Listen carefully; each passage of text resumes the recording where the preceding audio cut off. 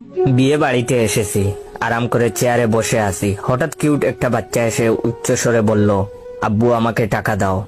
বাচ্চাটার কথা শুনে আতঙ্কে উঠলাম। চোখ কপালে তুলে বাচ্চা ছেলেটার দিকে তাকিয়ে রইলাম। পেটের নাড়ি বুড়ি কেমন কেমন করে যেন নড়ছিল। হতবুদ্ধি আমি এদিক সেদিক তাকিয়ে দেখতে লাগলাম, আর মনে মনে ভাবলাম বাচ্চাটা কার হতে পারে। সত্যি সত্যি আমাকে কি আব্বু বলে ডাকছে সে?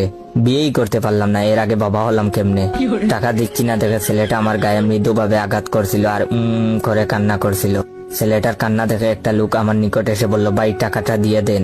বিয়ে বাড়িতে এমনিতে গেঞ্জাম, তার উপর বাচ্চা ছেলের কান্না সহ্য করা যায় না, ভাই টাকাটা দিয়ে দেন। লোকটাকে কি জবাব দিব বুঝতেছিলাম না। এর মধ্যে একটা রূপবতী মেয়ে এলো। তাকে কেন যেন চেনা চেনা লাগছিল। বাঁকা চোখে তাকিয়ে উত্তেজিত গলায় আমাকে বলল, এই তুমি এখনো বাবুকে টাকাটা দাওনি? কেমন মানুষ তুমি, শুধু শুধু আমার ছেলেটাকে কাঁদাচ্ছ? মাথার উপর বাজ পড়লো বলে মনে হলো, নিজেকে মানসিক রোগী মনে হলো।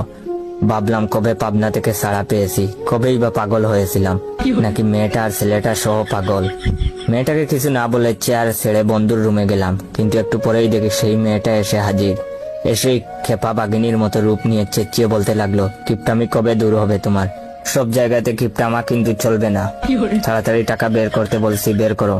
আমার হয়ে বন্ধু বলে উঠলো, আপু কি শুরু করছিস এগুলো?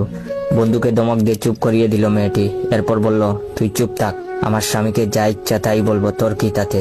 আমি বন্ধুর দিকে ভূত দেখার মতো করে তাকিয়ে রইলাম, বন্ধুও আমার দিকে। বাধ্য হয়ে পকেট থেকে 10 টাকা বের করে দিলাম। টাকা দেখে মেয়েটি যেভাবে চোখ বানিয়ে তাকিয়ে রইল, দেখে মনে হলো এখনই আমাকে কাঁচা গিলে খাবে। মানিব্যাগ থাবড়ি দিয়ে 1000 টাকার কচকচা নোট নিয়ে নিল। এরপর বেঞ্চি কেটে চলে গেল। বিকেলে খেতে দেওয়া হলো বন্ধুর ঘরে, বন্ধুকে নিয়ে খাচ্ছিলাম। তখন সেই মেয়েটি রুমে এসে আমাকে নরম স্বরে বলল, এই তোমার না গরুর গোস্ত খাওয়া মানা, দাও তো গোস্ত গুলো দাও, তুমি মাছ দিয়ে খাও। এটা বলেই সে প্লেট থেকে সবগুলো গোস্ত তার প্লেটে নিয়ে নিল, আর আমার প্লেটে মাছের 2 টুকরো দিল। লাইক দেওয়া কি হয়েছে? লাইক দাও তাড়াতাড়ি। মেয়েটার আচরণ দেখে আমার বন্ধু হা হয়ে গেল, আর আমি হতবম্ব নির্বাক হয়ে প্লেটের মাছের দিকে তাকিয়ে রইলাম। ভাবলাম বিয়ে খেতে তো আসিনি, ফেক বউয়ের জ্বালাতন সহ্য করতে আসছি। এটা যে কোন গন্ডারের বউ আল্লাহই ভালো জানেন। সেই ব্যক্তি এই পিসকে সহ্য করে কেমনে? সন্ধ্যা পর মেয়েটা আমার হাত ধরে বরপক্ষের মেয়েদের আত্মীয়দের সাথে পরিচয় করিয়ে দিল। বলল, এটা আমার স্বামী, 6 মাস হলো বিয়ে করছি। সে আমেরিকাতে ইঞ্জিনিয়ারিং কাজে ব্যস্ত থাকে। আমার খালাতো বোনের বিয়ে খেতে আসছে ছুটি নিয়ে। মেয়েটার চাপাবাজি শুনে মাথা বন বন করছিল। মেয়েটা হাসি মুখে বলল, বাবা চিন্তা করো না, তোমার মেয়ের জামাই থাকতে কিসের টাকার চিন্তা? লোকটা বরকে গেল মেয়েটার কথা শুনে। কপালে বাজ ফেলে লোকটা তাকিয়ে রইল তার মেয়ের দিকে।